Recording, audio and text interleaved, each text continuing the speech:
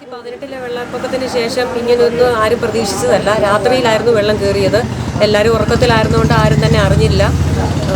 വന്നപ്പോഴത്തേക്കിന് എല്ലാ റോഡിലെല്ലാം വെള്ളമായിരുന്നു. ഒന്നും തന്നെ മാറ്റാൻ പറ്റിയില്ല. ഓണ സീസൺ ആയതുകൊണ്ട് എല്ലാ കടക്കാരും സാധനങ്ങളൊക്കെ ഇറക്കി ഒക്കെ പാതി വഴിയിൽ സാധനങ്ങൾ ഒത്തുനോക്കിയതും ഇല്ലാത്തതും കെട്ടായിട്ട് വന്ന് കിടന്നതും എല്ലാം ഇരിക്കുകയാണ് ഈ വെള്ളം കയറിയത്.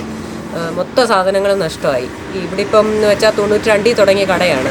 പപ്പ ആയിട്ട് തുടങ്ങിയതാണ്. 34 വർഷമായി. ഇപ്പം 2 വർഷം മുമ്പേ പപ്പ മരിച്ചുപോയി. പിന്നെ പപ്പ ഇത്രയും കഷ്ടപ്പെട്ടുണ്ടാക്കിയ സ്ഥാപനം നിലനിർത്തണമെന്ന് വിചാരിച്ച് ഞങ്ങളുടെ ജീവിതമാർഗവുമാണ്. അമ്മയും ഞാനും കൂടെ, ഞങ്ങൾ സ്ത്രീകൾ മാത്രമേ ഉള്ളൂ ഇനി. അപ്പം അമ്മയും ഞാനും അനിയത്തിമാരും കൂടെ ചേർന്ന് ഒരു വിധത്തിൽ ഇത് നടത്തിക്കൊണ്ട് പോവുമായിരുന്നു. ഇപ്പോൾ ഈ ഒരു അവസ്ഥയിൽ എന്താ പറയേണ്ടതെന്ന് അറിയാൻ വയ്യ. മൊത്തം സാധനങ്ങളും നഷ്ടപ്പെട്ടു. ഇതിനി എങ്ങനെയാണ് ഇതിന് മുന്നോട്ട് ഞങ്ങൾക്ക് കൊണ്ടുപോകാൻ പറ്റുകയെന്ന് എനിക്കറിയത്തില്ല.